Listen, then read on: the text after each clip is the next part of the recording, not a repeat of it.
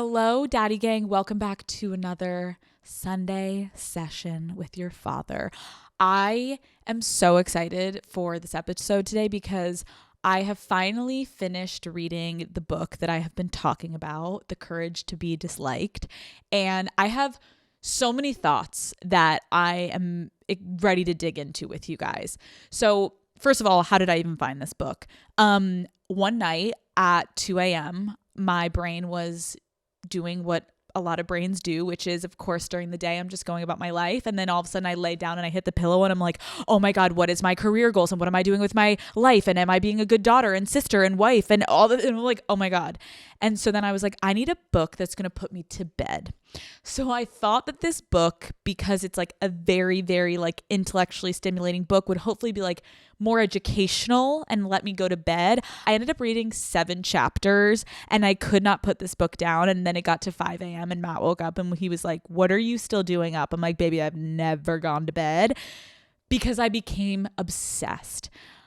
When I went into this book thinking, oh, it'll be fun, I'll learn like the courage to be disliked and social media and this will help me. And it's so much deeper than that. I thought, what if I just start highlighting and I start taking notes on the book and then I can distill it down to you guys because, you know, we're all busy and maybe you guys don't have time to read this book, but I'm going to make you feel like you did. So let's get into it. So when I think about being disliked, it's definitely a concept I feel like a lot of us avoid engaging with. I mean, just on its surface, it's obviously painful to think about the people who don't like you, right? But at the same time, I think our society has become more and more vocal about when we dislike something. And we sort of live in this echo chamber of feedback right now, whether it's online reviews or hate comments or even just posting an Instagram story. We've all kind of become vulnerable to external critiques.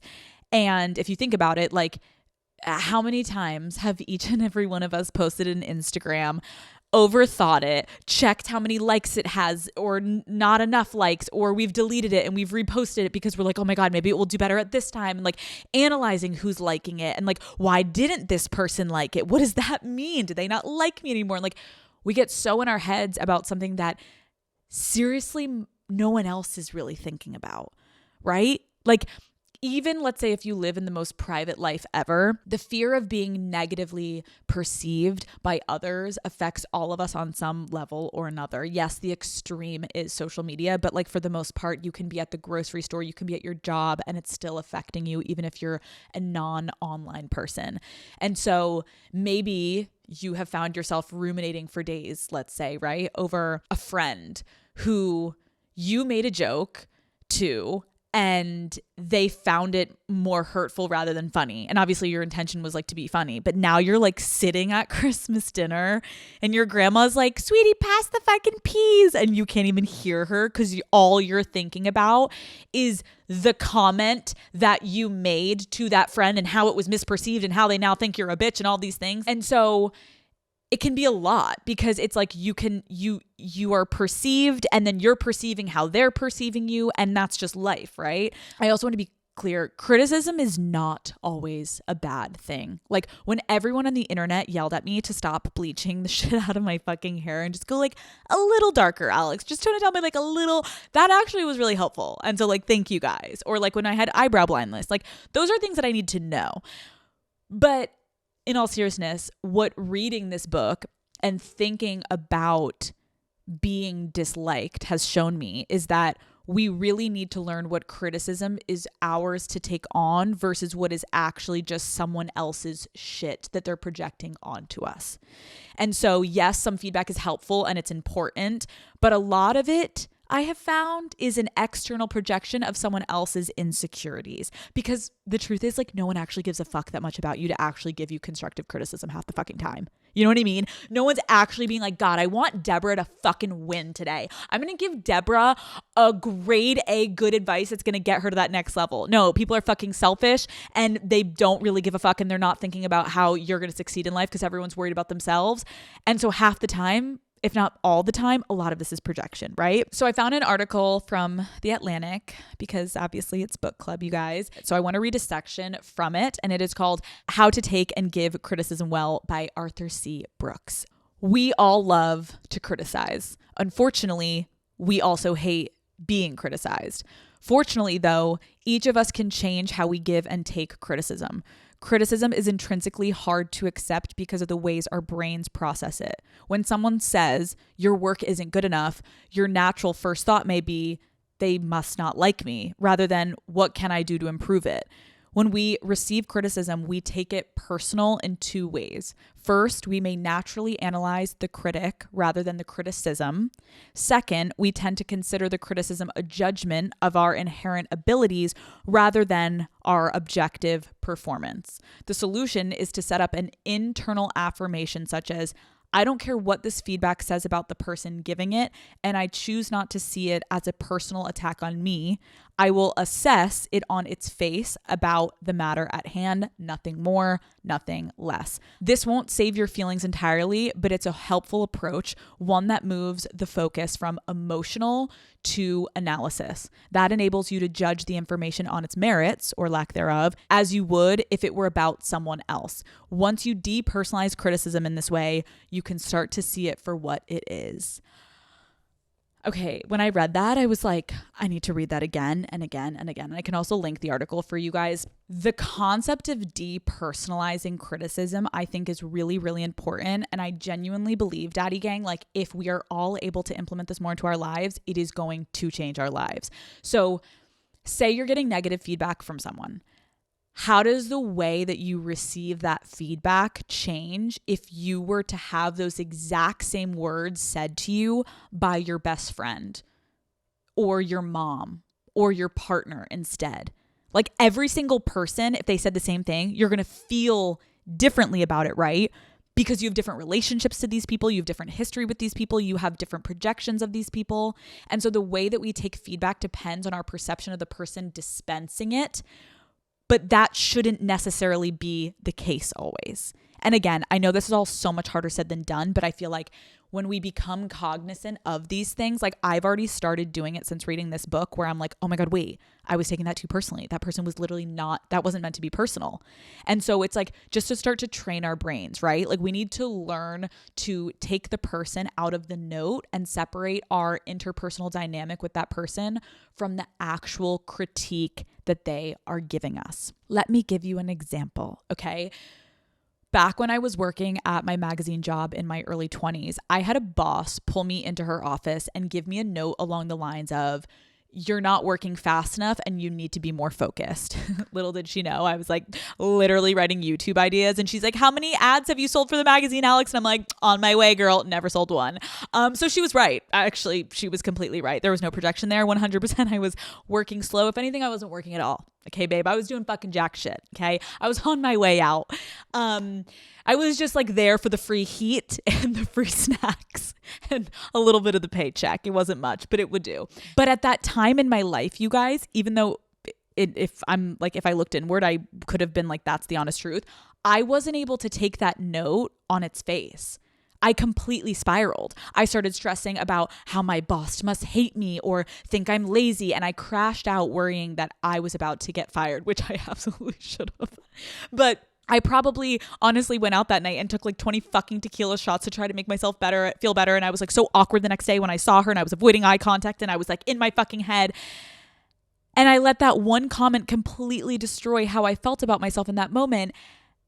The one thing I didn't do was actually just like hear the note and be like, you lazy piece of shit. Like, yeah, she's right, Alex. You aren't doing your job. You're taking nudes in the bathroom. You're literally taking nudes in the bathroom. You haven't sold anything, babe. Like, lock in. But instead, I just started to overanalyze everything. And so now I will share that I am on the other side and I'm running my own company. And so I think about my boss at that point and like, she had no idea what was going on in my life. She didn't even know I was writing YouTube ideas. She was just like, hey, you're not doing this. We need this better. Bye. And then she probably never thought about me again. Now as a boss myself, I have a totally different perspective. And I kind of want to share this with you guys because now having been an employee and now being a boss, I want to acknowledge, I know it can be really stressful to hear something that you need to improve on at work. That is your livelihood, that is your career, and we're trying our best, right? But I want you guys to hear it from me when I say trust me. It is usually not a personal attack when your boss gives you feedback. So if you're the girl crying in the bathroom for hours after one constructive comment like me from your boss, I see you and I just want to acknowledge you, but I'm basically saying we got to talk, because what I've learned from my experience is your boss wouldn't give you feedback if they didn't think you were capable of taking it.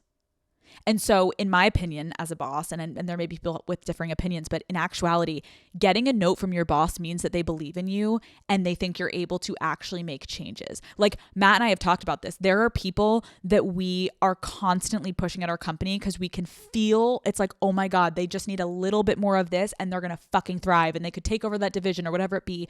And then there are some people, if I'm honest, where you're kind of like, they're at that max capacity and there's no point to try to give them that feedback because I know they can't do that thing. You know what I mean? And it's like, so feedback a lot of the times is good, you guys. Now, obviously, I want to acknowledge if you have a boss that is just like constantly moving the goalpost and doesn't know what they want and they're constantly coming at you being like, well, you didn't do this and this, that. Yes, that's not helpful. And then that is probably on them. But most of the time your boss is actually just making a comment just to help you. And they didn't know if you were having a bad week. They don't know what's going on in your life when they're giving you this note and this constructive criticism. And they aren't sitting there actively trying to make your day worse. They're like, okay, Cassandra didn't hit her numbers this week. Just going to go over and tell her. Meanwhile, you're like, my boyfriend broke up with me and now my fucking boss hates me. And it's like, no, he was just like giving you the update. And so I think in a normal work environment, trying to understand, it's like they don't hate you. And they don't think you're the worst person to ever exist. They're not thinking about you other than you are an employee and this is what I need you to do, period. So that's a perfect example where it's really recognizing like feedback isn't personal a lot of the times. It's just a necessary part of every job, right? Now, that's work. But let's say that your boyfriend gives you the note that he didn't feel like you were there for him when he recently had a shitty day. Okay. And taking something like that so personally and spiraling about all of the ways that you're not a perfect girlfriend, that isn't productive to actually fixing the one thing that he needed from you in that moment. Right. So take yourself out of it. How would you judge that information if it were about someone else? Right. Like this is always thinking it from a third POV. It's like, imagine your best friend having this convo with her partner. What would you just say to her as advice, right? You'd be like, wait, it doesn't even seem that bad. So now flip it on the other side. How can you apply that mindset to yourself? If you know you're always going to give your friend that advice of like, babe, he just wanted you there for him. He loves you. It's not that deep. How do we apply that to ourselves? As I was reading this article, I recognized that deconstructive criticism is almost always based on someone else's insecurities, right? So these are comments that are truly just intended to undermine you or to hurt you. So right now we're talking about there's either deconstructive criticism, which is like, yes, this is a piece of shit asshole that's trying to fuck with you. Or there's actually like constructive criticism where it's like, guys, stop taking it personal. This is just a note that you needed to be given.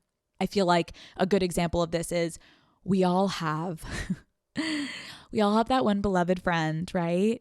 The one who says just like a little backhanded compliment, like, oh my God, you're so brave to post that picture. Holy shit. Wait, Candace, that's like crazy. I'm so proud of you. And you're like, what?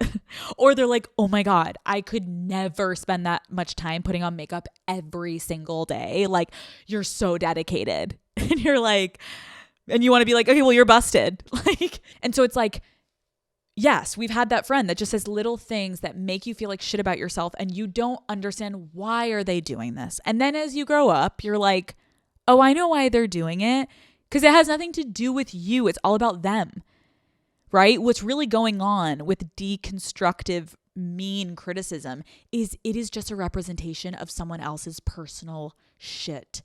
This person needs to be purposefully hurtful to feel better about themselves. And their inability to restrain themselves from making these just like asshole dig comments about other people, it's not your problem.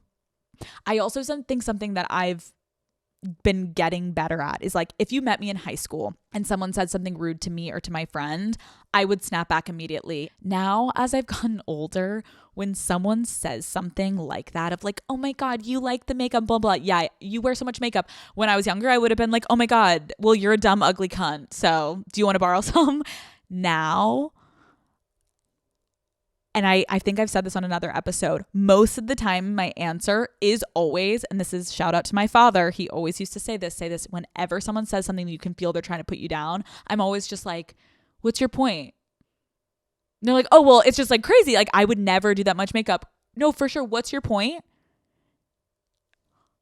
Is your point to make me feel you know what I mean? It's like, where are they going to go with that? And I think it's like, that's where if you turn it on them, when they, and again, if you asked a boss that, oh, you're not doing your job, what's your point? I want you to hit your Q4 goals, Alex. And I want you to, do you see the difference? It's like when there actually can be a what's your point and there's an actual fucking understandable answer after the what's the point, that is constructive criticism. When it happens with deconstructive criticism equals AKA you're dealing with a fucking asshole, bro. And that ain't your shit to fucking carry. And I think a lot of times it's hard to discern like, ooh, should I take this personally or not? Because we're all dealing with our own shit, right? And so it's hard not to personalize everything because we're all living our own worlds. So when someone does say something about you with your makeup, imagine if you were having a bad skin day. You're going to take it personally and think that she was actually kind of making a jab about your skin and all these things. It's really not about that usually. Right? But you personalize it because you're not feeling XYZ. And so the more that you can do self-work, it does actually become so much easier to depersonalize these things and be like, yeah, I don't know, man. I don't know what your point of that comment is, but like, I'm going to go eat a sandwich. Like, I don't know. Like, literally don't care. And then it kind of leaves them also holding the bag. There's nothing better. And I'm sure, Daddy Gang, you've had it where someone is being rude at a lunch or whatever. And when there's that one person that kind of has the balls to be like, that's like a really weird thing to say. Or the best is like, wait, sorry, what did you say? Can you repeat that? And then they say it again. You're like, wait, no, sorry. Everyone's being so loud. What did you say again? And then when someone says something rude and you ask them to repeat it 3 times, they start to get so insecure. And so it's like, yes, it's nice in those moments when you can call it out for what it is, but it's rare. Because especially as women, we're like, I don't want to be called a bitch. So just like take the rude comment and just like keep it fucking moving. We know on the surface that these comments aren't actually about us. Like, especially when you have hindsight, right? Hindsight's always 20/20. You get home, you're laying in bed, you're able to process it. But yet these criticisms can still feel extremely personal to us. But that's because they are bringing something up for us that we still need to work on within ourselves. I think when I started on the internet, it's almost weird. It's like when I first started the internet, I didn't really care what anyone was saying about me because I was just like, get clicks, get views, like build my career. And then as I started to become a little bit more established with Call Her Daddy, I definitely started to read the comments and be like, ooh, maybe I should change that about my, makeup or my hair or my outfits or my this or my that. And then I went through a period of time where I just kind of felt like this like floating bubble where I would just do whatever anyone was kind of saying about me on the internet because I felt so unsure of who I was because of how much commentary there was about who I am. And I was like, I don't think that's true, but maybe it is true. And it's like, it was such a mind fuck. And I had imposter syndrome and all these things.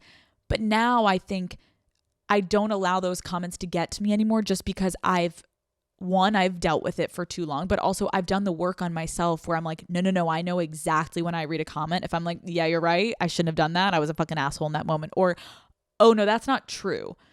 But it just takes knowing yourself more. And it's still a journey with me. I'm not 100% there, but I can feel the difference.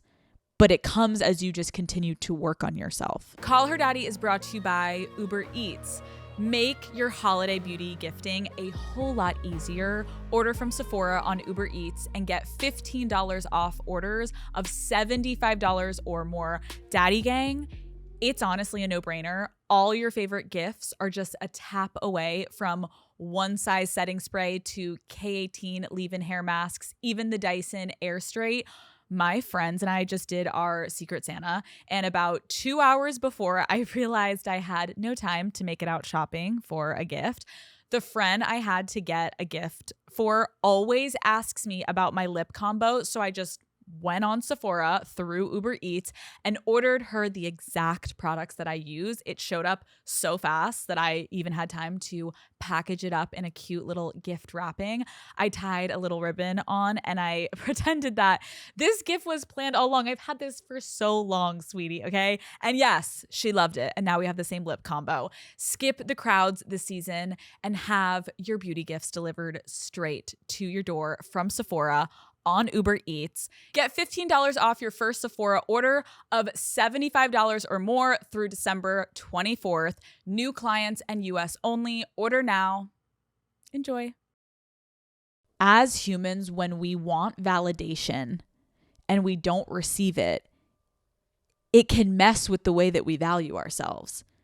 Whether you get passed over for a promotion or you aren't added to the group chat, or even sometimes as small as like not getting hit on when you're out at the bar, but your friend does. Like, we start to measure our own value by other people's reaction of us.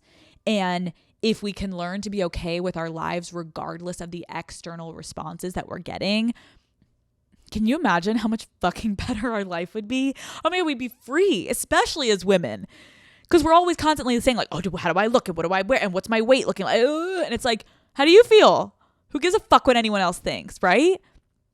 And I'm not saying that you need to like right now, today, fully love yourself and be totally okay with who you are no matter what. Like, that's not even like, I get it. It's not 100% possible, but this isn't actually even fully about internal confidence, right? It's about slowly building your way to it by changing how you choose to engage with the people around you. Like, half the battle is like, yeah, no, babe, we have so much work to do within ourselves. Don't even get it fucking twisted. But the first step could be like, let's just block out the fucking noise of all these other fucking freaks around us. Step one, got it? Okay. Because we all have way too much shit to deal with within ourselves, right? So like dealing with other people's perceptions of us and their judgments, I can't even fucking take it. I don't want to even hear it. And of course, it's nice to hear when someone has nice things to say about you. I think that's also where it gets confusing, right? Like, oh my God, and if someone's giving you compliments and all these things, it's like, I think something we also need to keep in mind is if we live our lives, and this is what I felt like so much of the book was about that really struck me, is like, if we live our lives in hopes of avoiding criticism or pushback or critiques, and we're so fueled by people's positive perceptions of us, that's how you become a chronic people pleaser. That's how you lose yourself. That's how you don't have an identity. If you're sitting here and you're like, Alex, this is me. Like, I am 100% a people pleaser. Like, please, what the actual F can I do about this? This is me to my core. I am here today to tell you that I've got you. Okay. Reading this book has really opened my eyes to the idea that trying to avoid being disliked is really the same thing as changing your identity for someone else. If you are constantly like, okay, and then to please this person, and oh my God, that person's going to think this of me, so I'm going to fix my posture, and I'm going to say the thing that I know is going to get them. It's like, babe, where did you go? What do you want to do? Do you actually want to do that? Or were you just doing it to please them because then it will gain you some social equity, because then they'll invite you to the party, and then you're at the party, you're not even having fun because they don't even know who the real you is, because you haven't been able to be honest with yourself. You're not even acting like yourself anymore. And all of a sudden you're just like this fucking floundering fish that's like, I appease these people and this people, and then you get home at night and you're fucking emotionally drained, and then you start to become resentful of everyone around you. But it's like, but whose doing was this? You have the ability to stop it. And so I want to finish this little rant on the courage to be disliked with some of my favorite quotes that I highlighted as I was reading the book. And I just want everyone to really lock in. If you're not driving, just close your eyes and listen to these statements and try to really sink them in and take them in. Okay. You are afraid of being negated by other people. You're afraid of being treated disparagingly, being refused, and sustaining deep mental wounds. But do other people actually look at you so much? Are they really watching you around the clock and lying in wait for the perfect moment to attack? It seems rather unlikely. So this book so basically the entire book is set up where it is a philosopher having a dialogue with a young adult, and the young adult is skeptical of, wait, the courage to be disliked, like I want people to like me, I don't want people to dislike me. And the philosopher is essentially saying, no one wants to be disliked, but to relinquish the feeling of I have to be loved and I have to be liked, then you can just sit in your truth and enjoy your fucking life. And if people don't like you, it rolls off your fucking back and it's okay. And so I love this quote because it's kind of such a good point. It's like, guys, we're in our heads about how much other people are fucking thinking about us. We're all in some capacity a little narcissistic because, again, we're living on our own bodies, we're living in our own world. So actually ask yourself the next time someone gives you constructive criticism or even deconstructive, is it that deep, or are you making it seem that deep? Do you think this person actually was sleeping all night dreaming about this moment? They could be like, Bob, the work hasn't been up to top tier lately. And you're like, they literally hate me. And they're like, no, Bob, maybe the work has just not been up to top tier. And then once you get up to top tier, they're gonna be like, yo, Bob, great work. Like, it's that simple. It really is, has nothing to do with your personality. Next quote that I highlighted. Wishing so hard to be recognized will lead to a life of following expectations held by other people who want you to be a certain kind of person. In other words, you throw away who you really are and you live other people's lives. Again, I know I kind of hit on this, but like, as I read this book and I read chapter after chapter, it started to dawn on me. And, this is a thing for me because I have like more of a public life, and it also can relate to anyone that doesn't. But for me, just to share, like, I think for so long, whenever I saw a narrative on social media about myself, I had such a hard time like separating myself from it, because when you see people misunderstanding you, you're like, wait, no, that's not true. Like, I want to fix that. If they're misunderstanding me, it's because whether they saw something and it stuck with them and they don't want to understand me, or whatever it be, that's okay. But I can't now lose sleep over that. That's not my problem. What other people think about me is not my problem, nor is it should be yours, right? Okay, next one. It is true that there is no person who wishes to be disliked, but look at it this way. What should one do to not be disliked by everyone and anyone? There is only one answer. It is to constantly gauge other people's feelings while swearing loyalty to all of them. That is fucking exhausting to everyone listening to me right now. What this person is basically saying is, if you are constantly trying to appease everyone around you, you then have no identity and you lose yourself and you are no one to yourself. And so would you rather spend your entire life appeasing everyone in front of you, or live a life of freedom? Because I genuinely believe to have the courage to be disliked, not that you want to be disliked, but to have the courage to have not everyone love you, that is true freedom. That's when you find yourself in your life being like, oh my God, I have the people that understand me and love me, and the people that don't, that's okay, but I'm good no matter what. And you see these people, right? You see these people at work. You see these people in your friendships, the people that are so hell-bent on, no, listen to me. This is who I am. And you're like, oh my God, chill. No one really fucking cares. No one really fucking cares about anyone truly other than themselves. So to exhaust yourself trying to prove all these things to other people, babe, they're paying attention for fucking 2 seconds and then they're going back to their own fucking life. So who's really winning in that? You appeased these people, but they're not actually paying attention to you. And so then you're home at night and you're like, okay, so now Marty likes me, and, Chris likes me, and Cassandra likes me, and fucking Franny is now like more liking to me, and blah, blah, blah. And I'm like, and you were fake as fuck all day. You're exhausted. Let it fucking go. Another one. We're almost done. When one does that, for the time being, one will have succeeded in not being disliked by anyone. How incredible, most people online would probably think, right? What a concept. But at this point, there is a great contradiction looming. If one is living in such a way as to satisfy other people's expectations, and one is entrusting one's own life to others, that is a way of living in which one is lying to oneself. Freedom is being disliked by other people. It is proof that you are living in accordance with your own principles, not other people's opinions and other people's principles. There's a cost incurred when one wants to exercise this freedom. And the cost for freedom in interpersonal relationships is that one is disliked by other people. And you guys, I'm in this era of my life. That's fucking okay. I am more than okay if someone dislikes me because they don't know me, or they are, determined to misunderstanding me, or they don't like me because my hair is this color, or, I have a certain, way I talk, or my mannerisms, or my husband, or whatever the fuck it is that they want to do. If someone doesn't like me, that's their own fucking prerogative. And it's really fucking freeing to be like, I don't care. It doesn't mean you're being a bitch to all the women listening, because I know our first reaction is like, wait, oh my God, everyone's going to think I'm like a fucking horrible person. No, because the more women that start to act like this, I genuinely believe it'll be a domino effect, ladies, where it's like all of a sudden, if more women are bold and direct. No, I don't like that. Thank you so much. I don't need that. Thank you. No, I'm good. Thank you. No, I don't personally like that. I'm going to do without it. Like, if you can actually just say how you're feeling, again, not being rude, but being direct instead of adding all these fucking flowery languages as a woman that we feel like we need to do because, oh my God, what if I hurt someone's blah, blah, blah.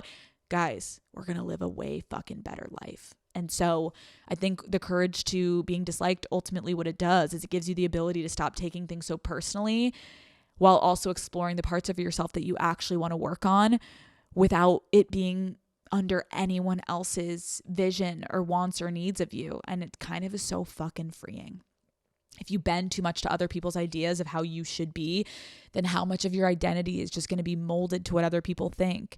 And that's why I talk a lot about this with the creators at the UNWELL Network, where I'm like, guys, I've been doing this for a while, so I'm now able to step away from it, but I can see when young creators are like, but they said this and this. It's like, who are you anymore? And that's why you see the difference in creators at the very beginning of their career to then when they hit that, like, okay, now people are paying attention. When they start, no one's paying attention, so no one has anything to fucking say about it, right? They can be themselves 100% because they're just hoping anyone will watch. And then when some people start watching and actually giving criticism to who they are as a human being, all of a sudden they start to placate to the audience. They start to be like, okay, wait, I am going to dress the way that they're telling me, or I am going to fix this. And all of a sudden you're a fucking puppet. And then everyone says you're not relatable and you're not genuine anymore. But it's like, yes, because you were listening to all these people and their commentary. Turn it the fuck off. I always say to creators, and I've done this about myself sometimes, go back and watch some of the first videos you ever uploaded to the internet. Scary as fucking hell. But go look. Same thing to people who aren't online. Do you have pictures from Facebook or Instagram, how you used to post all the time? Or do you have friend groups that you felt like you used to do things with, but now maybe you're in a more judgmental friend group? Get out of it and just do what the fuck you want. Life is really fucking short. Like, I'm sure all of us know someone that passed away this year, whether old or young, whatever it is. Life is so fucking short. And I know that's corny to say, but it's literally our reality. We don't know how much time we have here. And imagine if your whole life you spend it fucking trying to appease other people and you never actually learn who you are, because all of yourself is given to all other people and it's built around what all other people want of you. Engaging with the world around you from a place of authenticity is actually, sure, may lead to some people not liking you. That's okay. Them disliking you has no real effect on your life if you don't let it. If you don't need their validation because you have your own validation, bitch, you're fucking good. I hope this can be almost like a 2026 goal of all of us, Daddy Gang, of like, we are not going to fucking live to appease other people, and we are going to live for ourselves this year. And at least that's what I'm going to do. And I hope that this could be at all inspiring for anyone that needed this. And again, I know I'm obviously in one profession, and I hope you guys feel that like I understand we're all in different life phases and places, and we all have different careers, and we're all, maybe some people are single listening to this, in relationships, whatever it be. I understand that, but there is such a commonality between, we are all so fucking exhausted by trying to please all the people around us. And what if we just fucking stop? What if we just didn't do that this year? Let me know if this was helpful. And I'm going to start reading my next book. I don't know what it's going to be yet.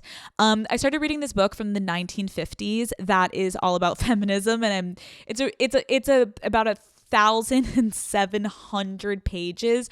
So I'll probably finish that by 2027. And that may be a little too heavy right now, but maybe we'll get into that one day. But for now, I love you all, and I hope that was helpful. So let's do a little pivot. We got to do a little pivot because now let's apply this to your actual life, Daddy Gang. Let's go to fucking French Bishes. Questions of the motherfucking week. Call Her Daddy is brought to you by Hidden Valley Ranch. Boom. Okay, one thing about my family, we are very serious about our holiday food. Okay, everyone has their item that they make every year, and this year I have been adding Hidden Valley Ranch seasoning to mine. Okay, Hidden Valley Ranch tastes amazing on so many of your favorite foods. You may already love using the dressing on salads or as, obviously a dip for your veggies or your chicken parm or your chicken wings, but adding a ranch to twist your favorite holiday dishes will make them and take them to the next level. Okay, think about a spinach dip made with some Hidden Valley Ranch dip. Mix. Boom. Are you kidding me? It is so easy to throw together and instantly elevates a good old classic or even a slow cook pot roast with some ranch seasoning sprinkled in. Boom. Okay. Game changer. You'll be so surprised by how versatile and of course delicious cooking with Hidden Valley Ranch seasoning can be. My personal move has been adding it to my holiday mashed potatoes and my corn souffle. I'm just in the kitchen all the time with my good old Hidden Valley Ranch, you guys. My dishes this season are taking everyone in my family down because of the Hidden Valley element, okay? Matt knows that, maybe I'm not the best chef. That's fine. But through and through, I'm impressing when I am making things with Hidden Valley Ranch and the mix, okay? They've even got the stamp of approval from my family whenever I've made things, and they're like, what's in this? And I'm like, yeah, you know what's in it, okay? Find your favorite Hidden Valley Ranch products at walmart.com/Hidden Valley. All right, question 1. Hey, Alex, I listened to your episode on handling the holidays and I need advice. My hopefully future in-laws insisted that my boyfriend and I spend Christmas with them.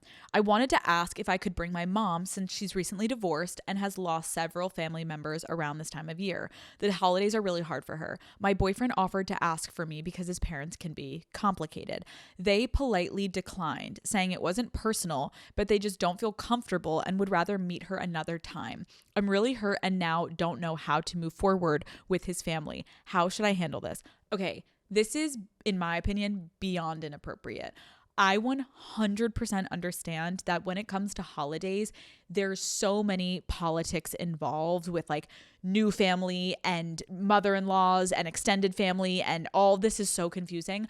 But the fact that it is your mother, that's it. You're not asking for your aunts, your uncles, even if it's like, I wouldn't even say even if it was your mom and your dad, that's still okay. It's like, it's your one immediate family member that is alone on the holidays. My advice is I would then politely go back and decline going to Christmas with them. Leaving your mom alone on the holidays, right, as she was going through a divorce, like again, do what you want, but I kind of would politely decline. And I think your mom really needs you right now, obviously. And going through this divorce, losing family members during the holidays, this is one of the hardest times of year. I think it's also just like a really eye-opening for you, and you should now kind of reflect and look at the rest of your interactions with these type of people, because I don't know what type of person would deny someone on a major holiday like this. Listen, I understand if it was your boyfriend's mom's birthday party. Let's start there. Your boyfriend's mom's birthday party, and you asked if your mom could come, and she was like, I'm literally only doing my immediate family. Like, I'm so sorry. Still kind of weird because it's your literal mom. but like maybe because it's like her terms, whatever. It's fucking Christmas. We're spreading cheer up in this bitch, motherfucker. And you can't allow this poor divorced woman to just slide in. She's probably going to be like meek and sad and lonely. And she's going to sit there and just eat a lamb chop. And she's going to be like sitting there drinking gin. Like the fuck? She just wants to like be around people and like hear some fucking Christmas carols. And these people are the Grinch being like, no, this is a very like intimate whatever. Okay, well, if it's that intimate, maybe you shouldn't even be going, right? Because you don't have a ring on your finger yet. So peace the fuck out.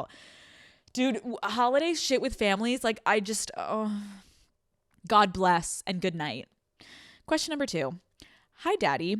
How do you deal with a friend who is a total pathological liar? All right. One of my best friends from college has been making up stories about guys and quote boyfriends for the last 2 years. We're 4 years out of school and she still comes up with these wild detail stories about men no one has ever met.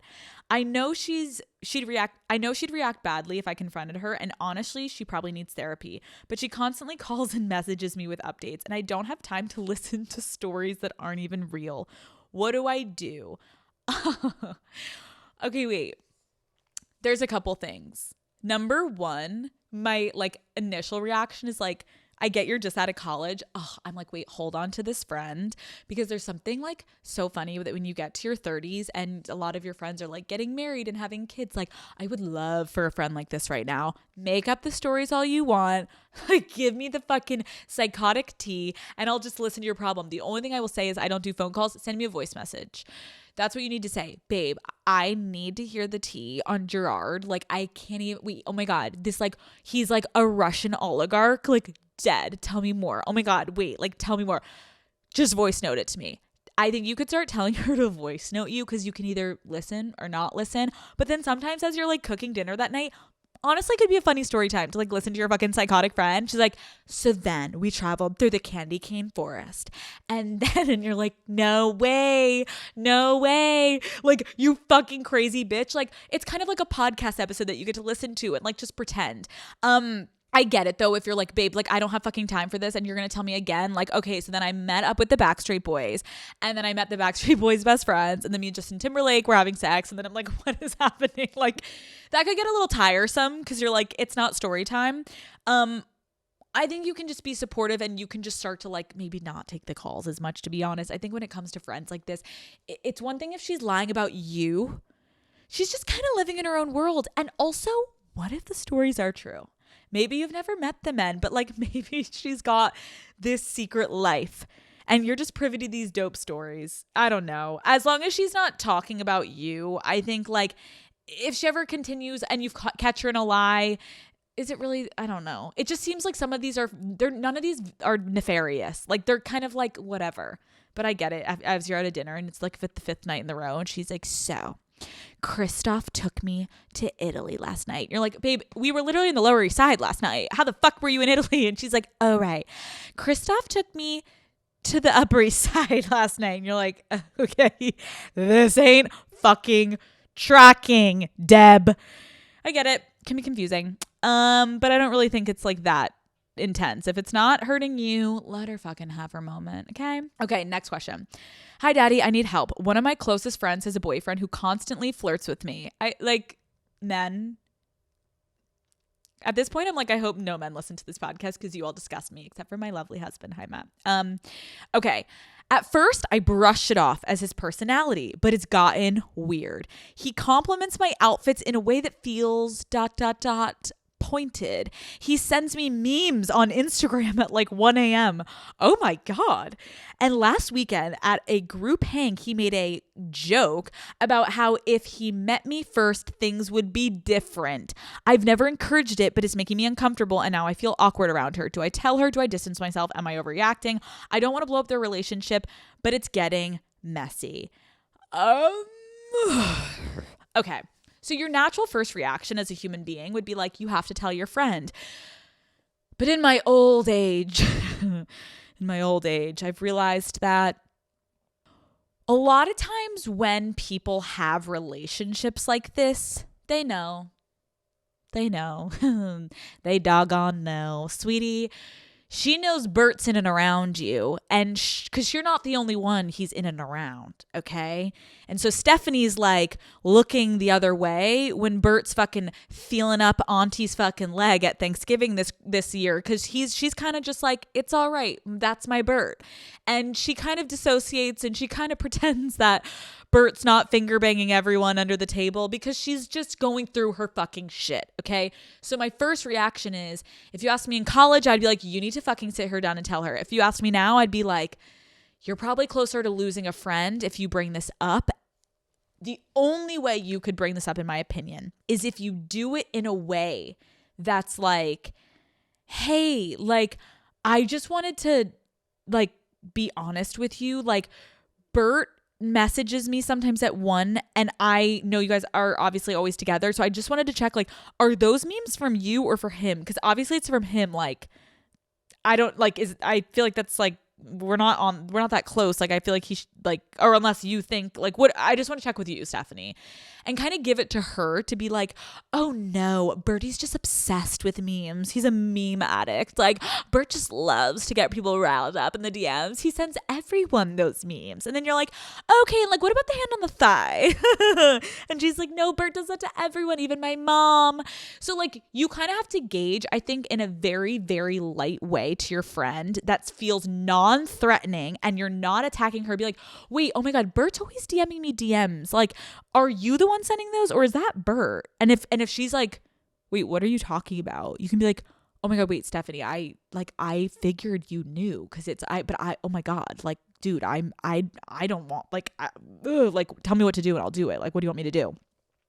If she looks at you and looks at all like there's 1% of like, I don't trust you, there's a little bit of venom, or like, hey, no, shut the fuck up, then you fucking drop it. Now, that's on one hand with your relationship. Pivot now to, I think you said uncomfortable about 3 times in that statement. This is where friendship gets really fucking weird, because I think as we get older, people hold on to relationships and they're in unhealthy relationships, and then sometimes it can affect you as the friend, right? If you're feeling uncomfortable because this guy is making inappropriate comments to you about your body and your outfits and all of this, I think you do have the right to say to him, hey, Bert, I don't want you to continue to comment on what I'm wearing, what I look like. I'm uncomfortable, and can you please stop messaging me? You are Stephanie's boyfriend. This is crossing a boundary, in my opinion, and I don't want to be a part of this. You're putting me in a very uncomfortable situation.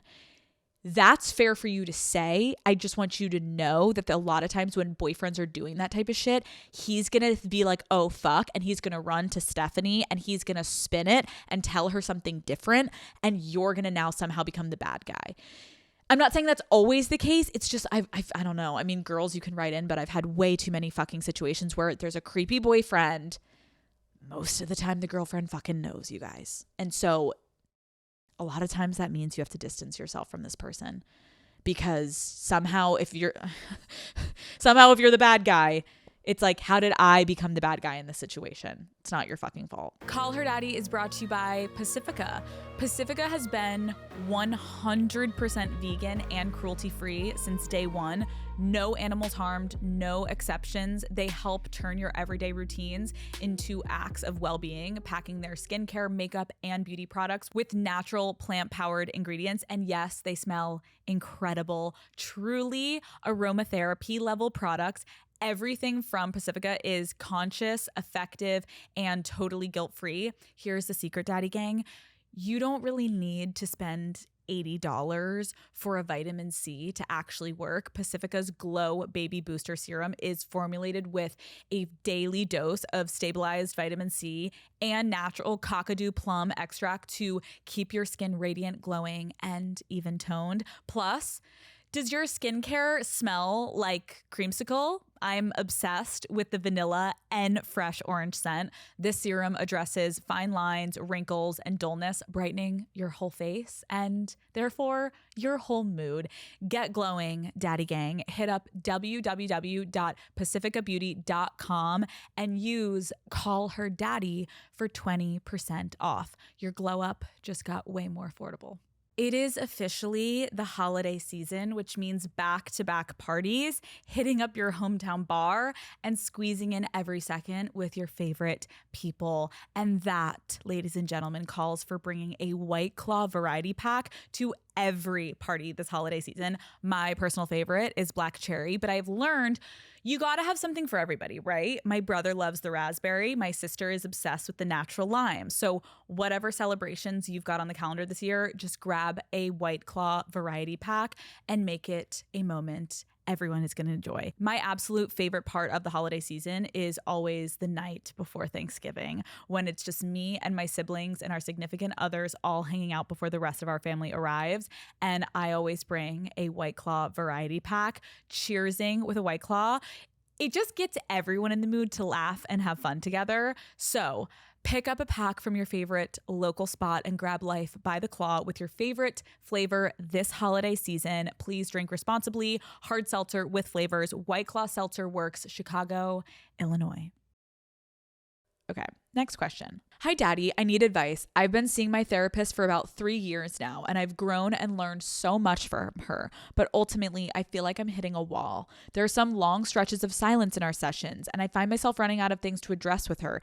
Even when I have something going on I want to talk through, I feel like we don't just vibe the way that we used to. Do I need to break up with my therapist? Okay, part of the therapy process, in my opinion, is changing therapists at some point in your life. Listen, there may be people listening that beautifully have had the same therapist for 17 fucking years and you've never been stronger. Love that for you. There are some people that get to the 3-year mark and they're like, okay, I feel like I did all the work here and now I need to move on. To each their own.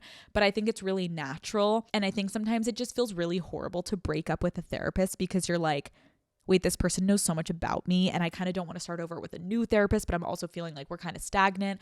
My advice to you is, in a beautiful way, this is how you know that it's probably time to move on. You need to be pushed in a way that she used to push you, and you guys have kind of, all the work has been done here. I have broken up with a therapist before, and my advice is, you are so lovely and you say, hey, I wanted to come to you and thank you because so much of my life you have helped and you have changed, and I'm finding myself in a beautiful way, having grown so much as a person since I met you.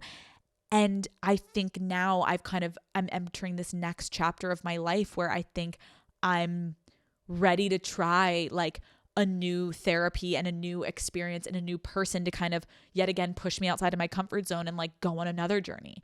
And I think that's so beautiful. And if it is a professional therapist, they will be like, I am so fucking happy for you, Amy. Keep in touch. I'm always here if you ever need me. Boom, done, moving on. I love you all. And I hope that this was somewhat inspirational, and I hope you guys took something from this. And I hope you guys are liking these Sunday session style episodes that we can kind of learn something as our brains fucking rot on the internet, then come to Call Her Daddy on Sunday sessions and learn a thing or two. I will not see you guys this Wednesday, sadly, because it's going to be Christmas Eve and I will be off for Christmas Eve, but I hope you guys have the best Christmas if you celebrate Christmas and the best New Year, and I will see you in 2026. Daddy gang, I love you so much. Goodbye.